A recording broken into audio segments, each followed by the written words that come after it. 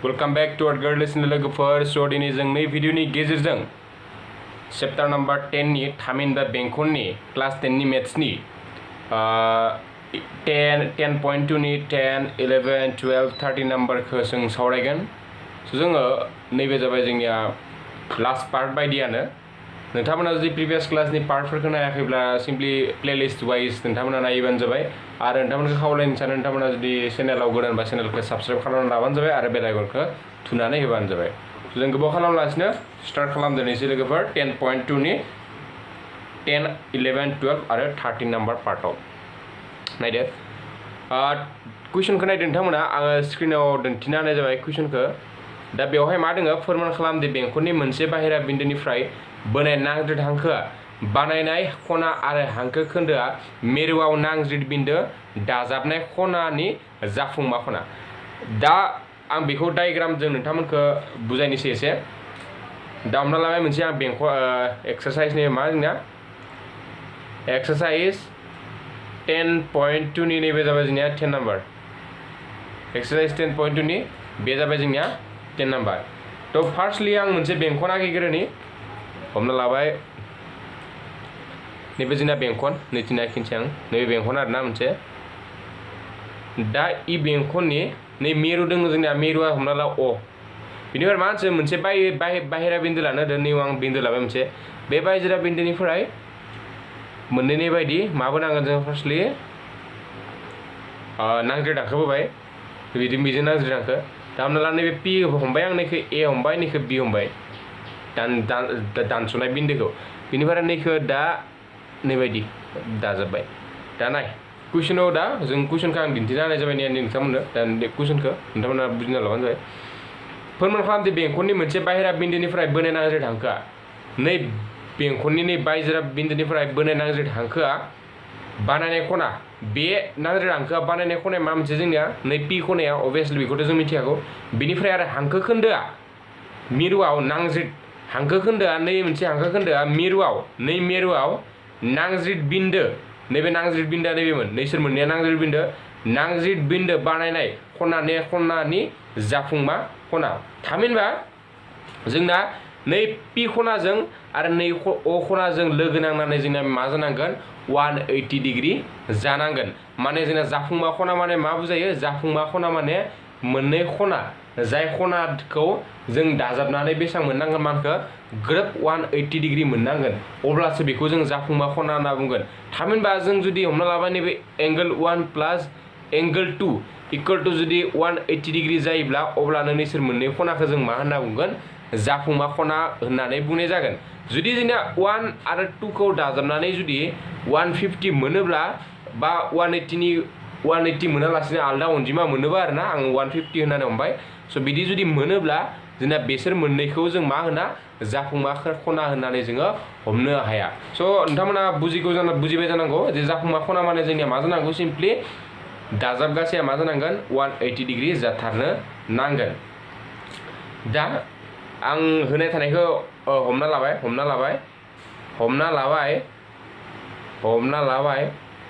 अ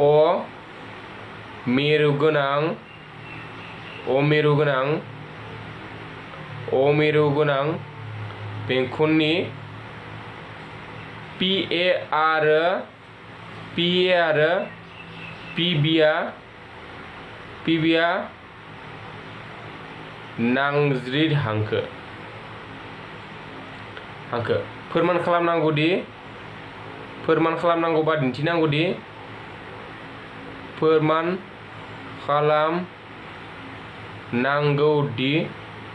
जों मा फोरमान खालामनांगौ जों फोरमान खालामनांगौ जे angle P plus angle O equal to 180 degree जों बेखौ फोरमान खालामनांगौ नाय बेवहाय जोङो नै एंगल पि होआलासिनो नोंथांमोना नै बायदिबो लिरनो हागोन हा नोंथांमोननि गोसो आरो बे और एबा एंगल पि खनाखौनो जों मा लिरनो हायो angle A P B plus angle नै अ खौनो जों मा लिरनो हायो angle A O B equal to 180 degree जों बेबायदिबो जोङो लिरनो हायो बेखौथ' नोंथांमोना मिथियाव नैबायदि एबा नैबायदि जायखिजाया मोनसे लिरबानो जाबाय मोननैखौबो लिराबाबो जागोन दा मा खालामसै फर्मुला खालामनोसै फोरमान नाय नोंथांमोनखौ जोङो 10.1 थारबुंथि बायदि जों मिथिखागौ जे नै मोनसेया मा जायो जोंनिया बेयो बेसेबां डिग्री खना सोमजियो बेयाव 90 डिग्री खना सोमजियो मानोना नांजिर बिन्दोआव आरो बे सखावा बेसेबां डिग्री जानानै थायो बे सखावा 90 डिग्री जानानै थायो अब्ला जों नै जों बेजों जोंनिया 90 डिग्री जों बेखौथ' मिथिखागौ जों इयाव लिरना होनसै आं angle A equal to angle B equal to बेसेबां डिग्री 90 डिग्री मानिफ्राय मोनगोन बेखौ थारबुंथि 10.1 निफ्राय तो दा नोंथांमोना जुदि थारबुंथि 10.1 खौ जुदि मिन्थियाब्ला काटआउट प्लेलिस्टआव थांनानै सिम्पली नायबानो जाबाय जों बानायखाना होनाय दोङो सिन्था खालामनो गोनांथि गैया so therefore angle A plus angle P plus angle B plus angle O equal to बेसेबां जायो जोंना 360 डिग्री जों मिथियागौ आखान्थिब्रैनि खनाफोरनि दाजाबगासेया बेसेबां जायो 180 डिग्री स' नैथिं लिरनो हायो लिरनो गोसोबा आरोना आखान्थिब्रैनि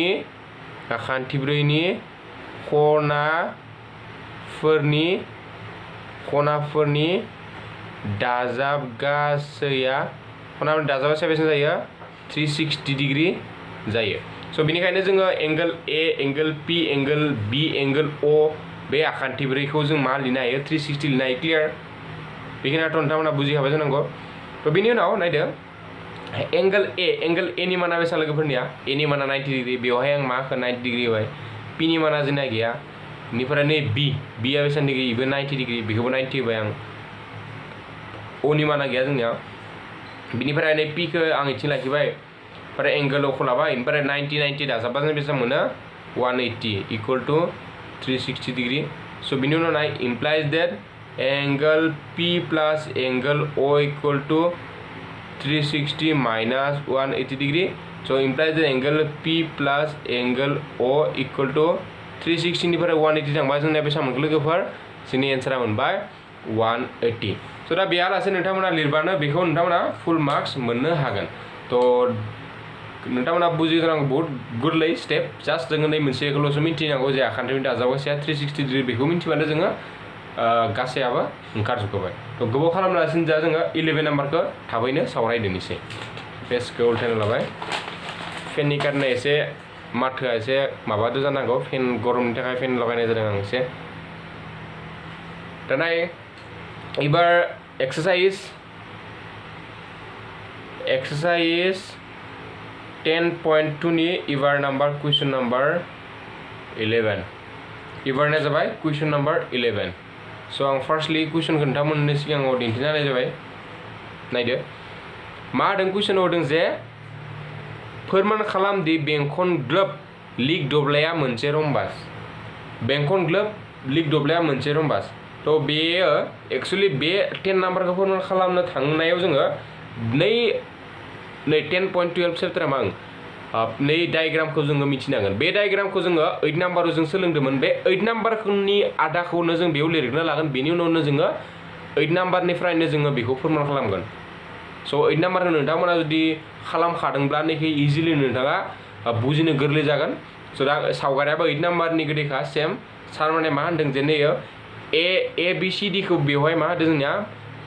बेंखौ लिग दब्लाय होनदों ए बि सि डि खौ लिग दब्लाय होनना हमना लानो होदों आरो बे निसा मा होनदों सार्कोलनि माने बेंखननि सायाव बेबायदि लिग दब्लाय जुदि थायोब्ला बे लिग दब्लाया मा होननानै दिन्थिनांगौ जोङो रम्बास होननानै जोङो फोरमान खालामनो नांगौ आरो नोंथांमोनखौ आं बुंनो सानो दा दे आं दावबायगि डायग्राम आखिनानै बुजायबा नोंथांमोना गोरलैयै बांद्राय बुजिगोन स' आं डायग्रामखौ आखिग्रोनो लानोसै 11 नाम्बारखौ स' आं फार्स्टलि मोनसे बेंखन आखिग्रोनो लाबाय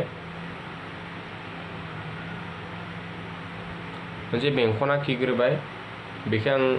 जायखिजाया मोनसे बिन्दो जायखिजाया सार्कोलखौ आं ओ हमबाय आरोना थ' बिनि उनाव बेवहाय बेबाय आरोना मोनसे लिग दब्लाय बोनोसै आङो बाट बेवहाय एसे मोजाङै बोबानो जाबाय हा नोंथांमोना सावगारिखौ स्केलजों बोनाया मोजां एक्सुवेलि आंनिया एसे माबा जाखाबायनि नुवाखै नैथि नाङिथिया निथि आं नांजाबना लाबाय एसे बोनानै दा मा जाखो जोंनिया ओ सार्कोल लाबाय बिनिफ्राय नैबे ए नैबे बी नैबे सी बिनिफ्राय नैबे मा जोंनिया डी बेबायदि जोङो होना लाबाय जों मा फर्मुला खालामनांगौ नै ABCD खौ जोंनो लिक दब्लाय होना होखानाय दङ दा बे लिक दब्लायखौ जोङो रम्बास होननानै दिन्थिनांगौ जों नाय नोंथांमोनखौ आं मोनसे प्रपार्टि दिन्थिनोसै रम्बासनि मोनसे प्रपार्टि रम्बासआ बर्ग दब्लायजों एखे माने बर्गजों रम्बासजों एसे एखेयानो रम्बासनिबो गासै आखान्थिनि माना मा जायो समान जायो बेखौ जों मिथिखागौ नाथाय रम्बासनि मोनसेल' फारागथि दङ बेनि नै खनाया 90 डिग्री जानो हाया जुदि नै खनाया जुदि 90 डिग्री जायोब्ला आरो गासै आखान्थियाबो समानबा जोंना बे मा जाहैगोन बर्ग जाहैगोन स' बेनिखायनो जोंनिया जास्ट आखान्थि मोनब्रैया समान जाबानो जों बेखौ मा होनना बुंनो हायो रम्बास होननानै बुंनो हायो थ' नाय बेवहाय जोङो जास्ट नै आखान्थि मोननैखौ जोङो फोरमान खालामनानै दिन्थिबानो जों बेखौ रम्बास होननानै लिरनो हाबानो जोंना बे चेप्टारा जोबैबाय बे कुइसना जोबैबाय नाय बेवहाय जोङो नैयाव मा 8 लेसनाव जों मा फोरोंदोंमोन दे नै DC जों AB जों समान जायो ने माने DC जों AB जों नै बायदि फोरमान खालामदोंमोन आरोना स' दा बेबायदिखौनो लानानै जोङो बेखौ जोङो फोरमान खालामनायाव इजि जायो स' 8 नाम्बारखौ नोंथांमोना खेबसे नायना लाबानो जाबाय थ' आं होना लानायखौ हमना लानोसै आङो जिहेतु जोंनिया मानफोरा होनाय गैयामोन हमना लाबाय ABCD आ मोनसे बेंखन ग्लोब लिक दब्लाय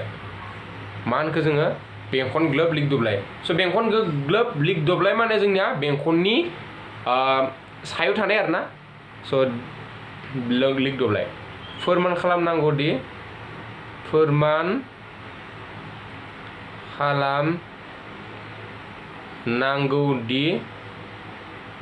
स' मा फोरमान खालामनांगौ जोङो ABCD आ रम्बास जों मा फोरमान खालामनांगौ ABCD खौ जोङो रम्बास होननानै दिन्थिनो नांगौ स' दा जों फोरमान खालामदोंसै सिम्पलि फोरमान नाय जोंना जिहेतु ABCD आ लिक दब्लाय जिहेतु ABCD आ लिक दब्लाय थ' देयरफर AB इक्वल टू DC बिनिफ्राय AD इक्वल टू BC जों बेखौ लिरनो हायो मानो लिक दब्लायनि उल्था आखान्थिफोरा जोंना समान जायो थ' बेखौथ' आं नोंथांमोनखौ सेन्टेन्सखौ लिरनो हायोबा लिरजागोन नैथिं लिरना लायोबा लिरजागोन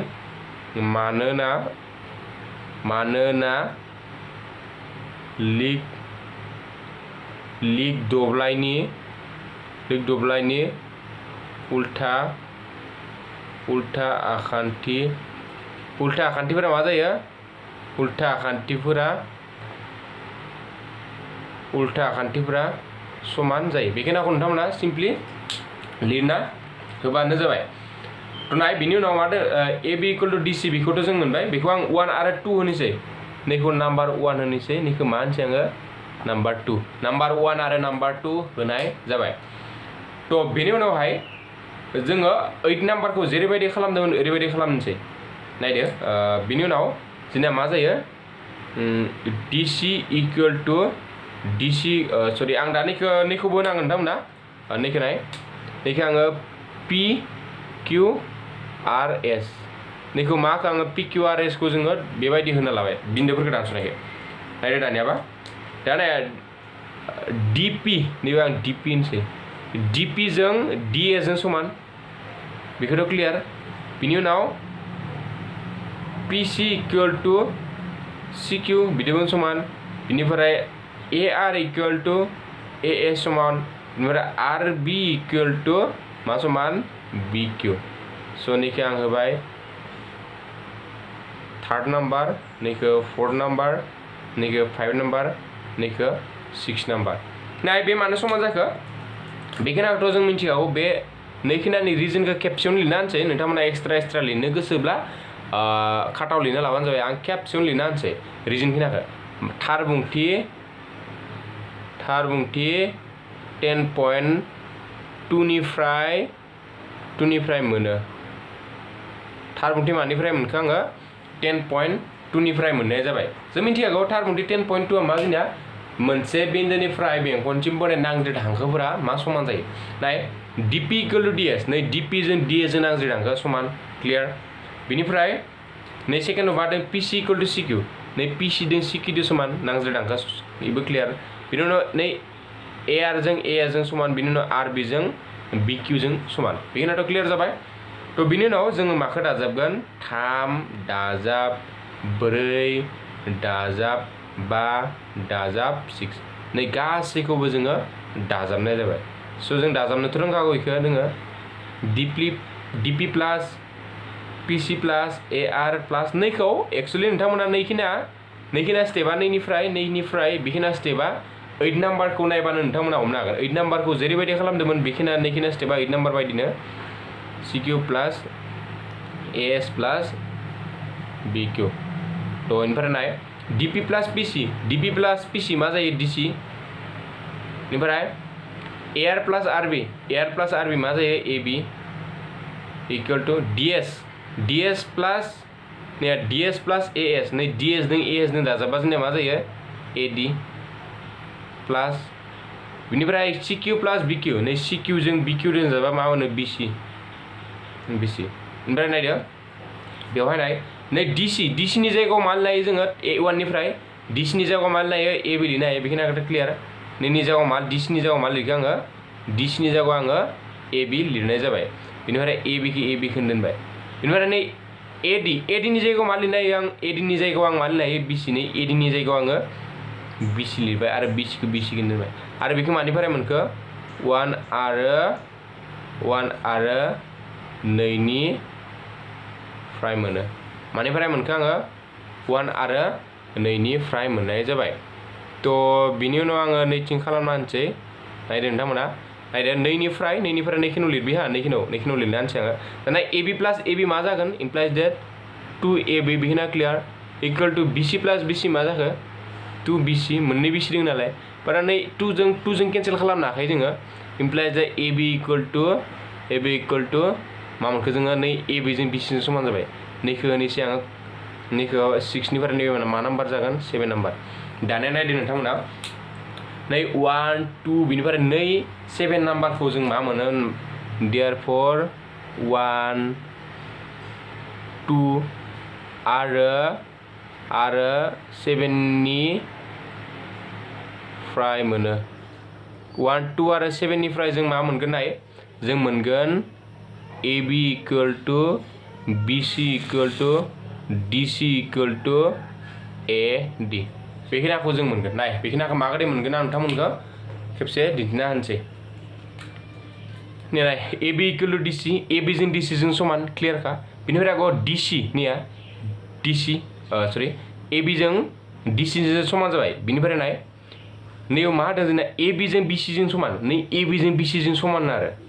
नै दोनाय बिजों समान बेजों समान बेखौ मोनथामा समान जाबाय बिनिफ्राय आरो नै bc आ माजों समान bc आ ad जों समान होमब्ला नैजों बेजों 1 3 आरो 7 निफ्राय जोङो गासैखौबो समान होननानै जोङो दिन्थिनो हायो स' दा जों मा मोनखो गासैबो समान दा नाय गासैबो समान जुदि जायोब्ला बे मोनसे मा जायो जोंनिया रम्बा जायो आं दानिनो बुजायखानाय जादों बेखौ स' देयरफॉर जों मा होनो देयरफॉर ABCD आ मा जाखो मोनसे रम्बास तो जों दा रम्बास होननानै बेवहाय जोङो फोरमान खालामबाय नोंथांमोना बे भिडिअनि गेजेरजों जोङो 10.2 नि 10 नाम्बार आरो 11 नाम्बारखौनो सावरायनाय जाबाय दा जों नेक्स्ट मोननैखौबो सावरायगोन होनना सानदोंमोन नाथाय जुदि नेक्स्ट मोननैखौ सावरायबा भिडिअआ एसे गोलाव जाद्रायगोन नोंथांमोना नायनो एसे उसुबिदा मोनगोन स' नै भिडिअनि गेजेरजों बे मोननैखौनो बानायनानै नोंथांमोननिफ्राय दा बिदाय लानाय जायो जे जों थाबैनो 12 आरो 13 लेसनखौ नोंथांमोननि सिगाङाव जोङो भिडिअखौ थाबैनो आपल'ड खालामगोन स' बे भिडिअनि गेजेरजों बेखिनिखौनो बुजिनानै नोंथांमोननिफ्राय जोङो बिदाय लानाय जाबाय आरो नोंथांमोना जुदि जोंखौ सापर्ट खालामनो गोसो दंब्ला बेबायदिनो जुदि एडुकेशन रिलेटेड भिडिअ जुदि होबाय थानो जुदि जोंखौ आसा खालामदोंबा नोंथांमोना जोंखौ जोंनि चेनेलखौ साबस्क्राइब खालामना लाबानो जाबाय आरो सोरबाबा फरायसाफोर दङब्ला बिथांमोननोबो गावबा गाव शेयार खालामज्लायबानो जाबाय स' गोजोन्थों लोगोफोर बाय बाय